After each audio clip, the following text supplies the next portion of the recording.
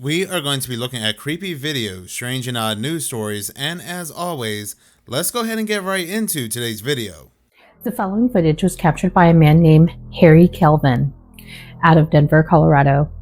He was driving down the road when he noticed something odd with the sky. What appeared to be two very bright lights opposite of each other. The one on the left is obviously the sun. But what is the one on the right? Take a look at this. Comment below. Tell me what you think it is. Check this out. The sun is over here. Look at these. What the is that?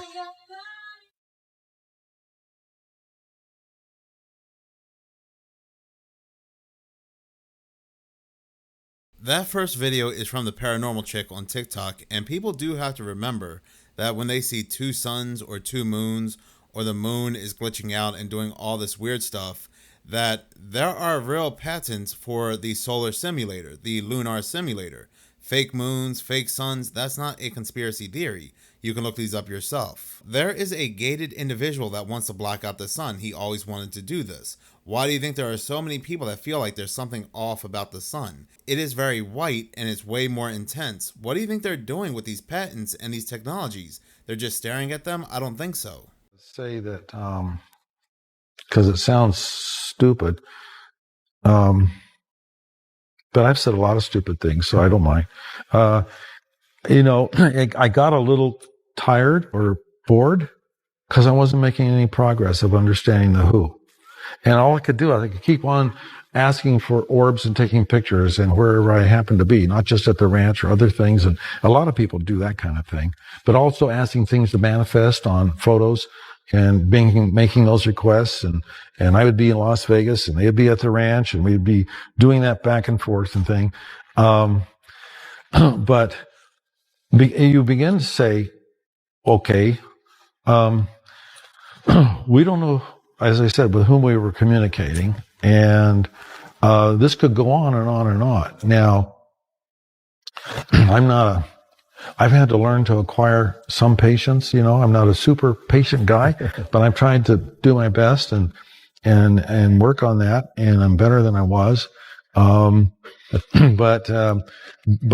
I probably needed to have a lot more patience than what I did have, and I probably got off on some other track, distracted by something else, and just decided, well, we were repeating a lot of things that was going on, and we weren't having craft manifest on the ranch. That was the full-blown broad daylight kind of thing that happened with Terry. Now, we had things happen on the ranch that two of our folks saw something in a high canopy of trees, very tall trees, and in the upper canopy blocked out stars and limbs, and something was commingled up there, and then it disappeared. It moved on. The tunnel? Well, in the tunnel was another one where somebody with night vision goggles could see it and the other person could not see it. And you'd switch them back, and it was true that you had to have those goggles. If you weren't using those, you couldn't see. That light had turned into a structure that looked like a pipe, and something crawled out of the pipe and walked away. There are so many strange things that happen at Skinwalker Ranch. I wouldn't doubt one bit that this area may be on a ley line where CERN or Fermilab type experiments are conducted. The way he said there was this entity that came out of this pipe kind of reminds me of CERN. Remember, news came out where a fourth dimensional entity, this ghost, this specter, had escaped CERN or came out of the Large Hadron Collider. Now, I'm not saying there's a Large Hadron Collider near or under Skinwalker Ranch, but there is something very odd about this location. Remember that doctor says she spoke to CERN scientists, and these scientists told her these demons are coming out of these portals, and I wouldn't doubt this one bit given the fact that we had recent news come out that they now have a upgraded LHC, and on top of this upgraded LHC is this thing they call Methuselah. And in their words, Methuselah is going to open us up to a whole new world of physics. CERN is detecting non-humans coming in and out of portals. Listen closely. Actually, CERN is dealing with radionuclear research. Right. It's Fascinating. nuclear research. But it is more than that, because there are lots of physicians. I know some. They're doing very strange experimentation. There are beings from portals coming in and out. It's physicists from the CERN who told me this. They've testified to beings coming in and out of portals. Yes, they have. Apparently, in the bottom of the CERN, this portal, this door, where they are dealing with all the subatomic dimensions. They say there are 17 different dimensions of reality. That's what those physicists say. Some others say there are more dimensions. You know, they had a being, they did not tell me more, who came that doesn't resemble a human. And then they had another one, and they have a proof because they left a scarf. They left a scarf. And now, when you look at what is going on in the CERN, there is a fight from some of the military agencies, intel. They say that there is a fight on time. They're trying to change time. Why would they need to change time unless something went wrong or was never supposed to happen? Now, I truly do believe these people because I do not believe CERN and Fermilab's true intentions. I mean, Fermilab said they are spending $5 billion to build a deep underground neutrino project where they are building a particle accelerator that stretches from South Dakota to Chicago to smash particles together to create these neutrinos, all because they want to know what came before the Big Bang. I mean, does that even sound sensible? And like I said many times before, and not just Methuselah, but they name all these particles gods, demons, ghosts, specters, and so forth, but they try to fool you by saying they're just particles. So I'm in the bathroom right now. I'm not going to the bathroom if you're wondering. But, I'm hearing like shuffling sounds outside the door. And I ain't looking for it.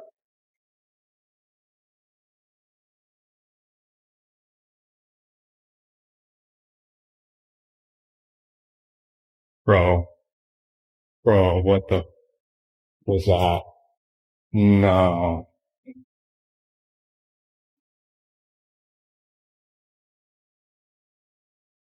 I swear to God, I heard like a woman talking in here.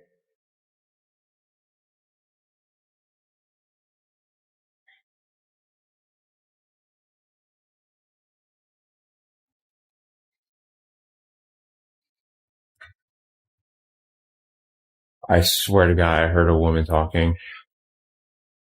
What the fuck? Oh, no. No. No, I'm not doing that.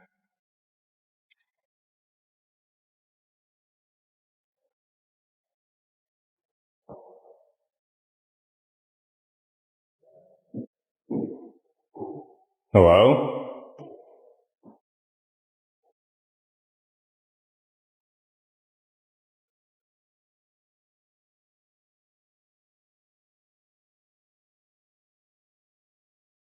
Oh my God. What the, bro, holy, no. I'm over at the restaurant right now that's connected to our hotel. The door's been wide open. And they said they've seen lights going on and off in here. The Zionic area.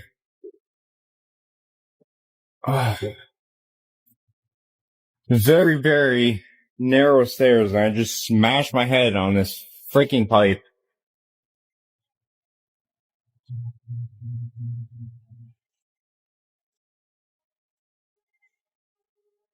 Hello? Oh my God.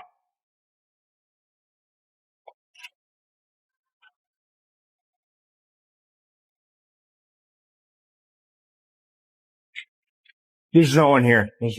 I'm Nope. Okay, I'm out. Okay, just leave me alone.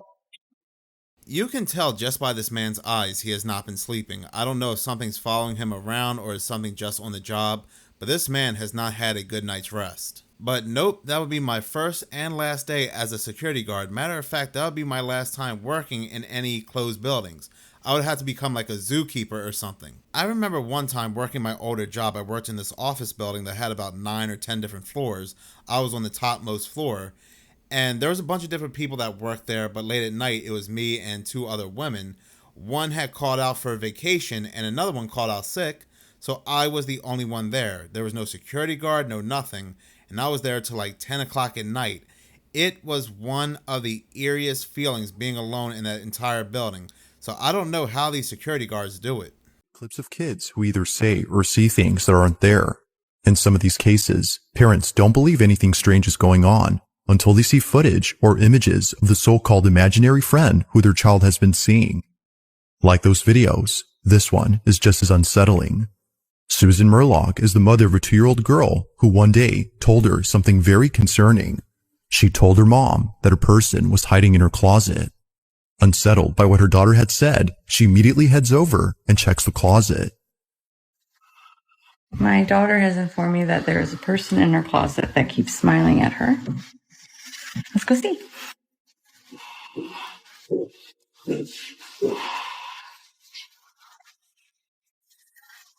Open it. That's a person. There's a person? Yeah. Can you show me where the person is? Right here. Right here. Is it Elsa? No. No. No? I'm sure. You're scared? Yeah. Okay. Can you show me where the person is? Is it a kid person or a grown-up person? Grown-up person. It's a grown-up person?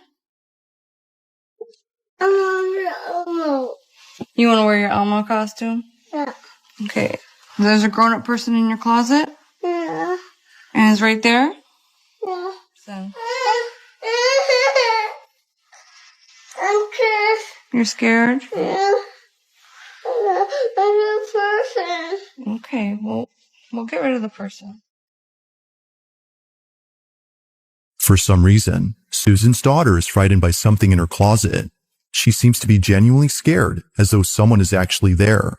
But, as we can see, no one is inside. Now, in the closet, there's a box that apparently forms a face if you squint your eyes. Some believe that this is what her daughter had seen. But in a short video responding to comments regarding the box, Susan says this. There is like a woman-shaped thing on the box, which is very strange. So I take the box out. I took all the clothes out of that in case that was like causing a shadow or something. So I took all the clothes out of the back of that closet. I took the box out. And she still saw the person. Oops, someone's at my door. She still saw the person. She said that they're still there and they're still smiling at her. I have always said that I'll always believe little children and animals. Little children when they say they saw something or saw someone, and animals when they act very bizarre, act very abnormal. What creeps me out is the fact that this might not even be a ghost. This could be a person residing or walking around their home, and these people are not aware of it. I have covered many stories like this. What about the story that came out where this little girl kept saying there's a monster under her bed? Her mother went to check under the bed, there's nobody there, until one night the babysitter checks at the right time and there's a man under her bed. So maybe this little girl saw somebody who was roaming around the house, went into her closet, smiled at her, and left. And now this little girl is creeped out about this closet. Again, you never know. This next video comes from Shep for the King on TikTok, and when it comes to AI, it's things like this that really creep me out. I'm shaking right now, guys. I just use ChatGPT to figure out my soul contract and also figure out my past lives and what happened in them.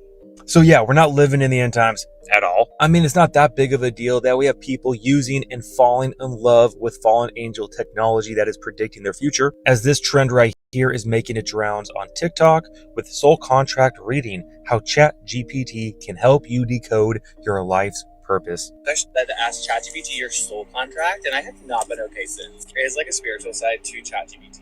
I recommend it enough, especially if you have a good relationship with your ChatGPT. Truly life-changing. I will never be the same. ChatGPT. I use it for everything, but now I never use it for this. Okay, you put in your time of birth, date, location, all of that, and it kicks back your soul contract. Okay, what is that? It is everything about you. It went into detail about my relationship with my children, to everything. Now, apparently, soul contract reading is not the only reading that ChatGPT can perform for you. For now, ChatGPT is also a palm reader. It gave me the idea to upload my palm on ChatGPT and have them read my palm. Thank you. Thank you. I'm literally crying right now. I remember there was a time where people used ChatGPT and these chatbots to solve problems, or perhaps they would have these chatbots create an entire novel or write a paragraph for them or set them up with algorithms and so forth. But now these people have gotten so addicted with these chatbots, they have formed relationships with them to the point they are forming these soul contracts. Some of these people are even seeing these AI chatbots as another form of a boyfriend or a girlfriend because they feel like these AI chatbots understand them better. And these are full-grown adults, not teens, not children. I see these AI chatbots as nothing more than a modern-day Ouija board. And as these people become more and more addicted to these AI chatbots, something is latching onto them. What is a government cover-up that genuinely scares you? Operation Northwoods is one of mine. I'm not going to give you all of the details, so I highly recommend that you do further research, but this one is creepy. While the Cold War went on for several years, in 1959, Fidel Castro had just taken control of Cuba, and he was allowing communism to come into his country. This would further relations with the Soviet Union. They were getting a lot closer, and this made the United States government very nervous. Many United States officials were looking for a reason to go to war with Cuba. The Cuban Missile Crisis was also going on at this time, and there is also a huge story in that I find incredibly interesting, and I could cover that if you want me to. But one of the ways that government officials were starting to look to start a war with Cuba was called Operation Northwoods, and essentially what this was a false flag operation. In Operation Northwoods, they planned to stage a attack against the United States, but not just like military bases, but civilians. They were planning to directly attack civilians and then claim that it was Cuba. Some things that they proposed were to take control of a civilian aircraft that had secretly been repainted to look like a U.S. Air Force fighter. They planned on taking this plane down off the coast of Cuba. They also talked about the assassination of Cuban immigrants and sinking boats of Cuban refugees. Overall, they were just planning on doing these false flags in order to gain support for a war with Cuba. Thankfully, this was shot down by President Kennedy, but it seems like everyone else was on board. Operation Northwood finally became public information when the records were declassified when there was an investigation on President Kennedy's assassination, which leads me to believe that there might be something much bigger here. And it also makes me wonder, if they were willing to do this, what else have they been willing to do, and what presidents were willing to do something like this? But what else are they hiding from us? Let me know your thoughts down in the comments, and follow for more cover-ups. What is a government cover-up that genuinely... That video comes from Amanda Thomas on TikTok. When it comes to Operation Northwoods, yes, it's older information, but it should be household information. Everybody should know about Operation Northwoods, because that is proof that certain events that played out 40 years later may have all been a lie and may have been an excuse to invade certain locations. And I feel like that JFK tape, that JFK video of him getting shot, plays out every year as a warning to presidents that if they don't play along, this is what's going to happen to them.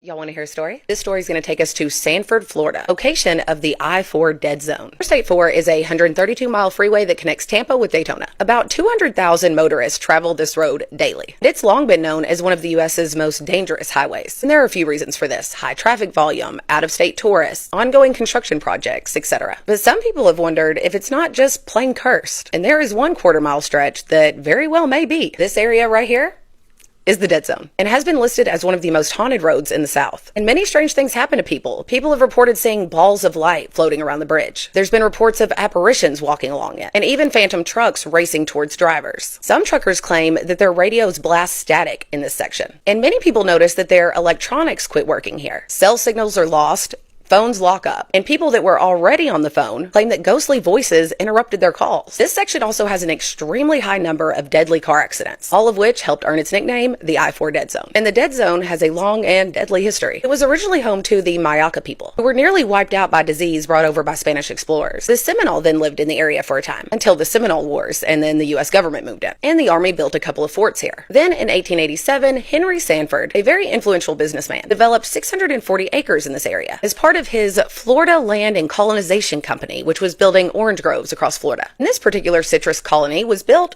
right about here. It was named St. Joseph's Colony. It was promoted as a Roman Catholic German colony in order to attract German immigrants to work it. And a Roman Catholic priest, Father Swinberg, was recruited to oversee it. A handful of families moved to the colony. They worked hard to build the land and build their community, aware of the danger of the dense forests and the wild animals, but completely unprepared for the mosquitoes. Same year that the colony began, in 1887, a yellow fever epidemic ripped through Florida. Entire towns were wiped out between 1887 and 1888. People were scared. Many people tried to leave Florida. First residents fell ill, an entire family of 4, who passed one by one, with no one left to give them their last rites, because the priest had been sent to Tampa to help the sick. He caught the yellow fever and died. So when that family passed, the rest of the residents hurried up and buried them on their property, marked their graves with 4 small wooden crosses, and got out of town. And a few years later, a fire broke out in the location of St. Joseph Colony, which burned down most of the remaining buildings.